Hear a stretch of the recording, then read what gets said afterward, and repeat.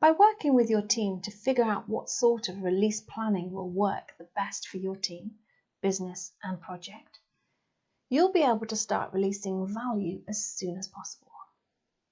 At its roots, the goal of any product development system is to consistently deliver working products to stakeholders. This is a very general goal and can be approached in many ways. However, some of these ways will be more beneficial than others.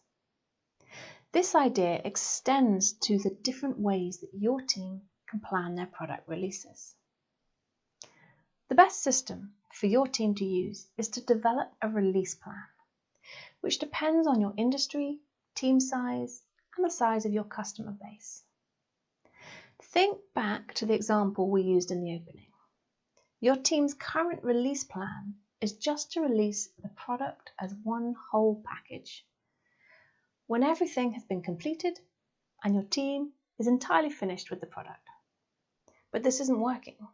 Your customer's satisfaction is suffering, and they've requested to have a way to get access to pieces of the product before the entire thing is finished.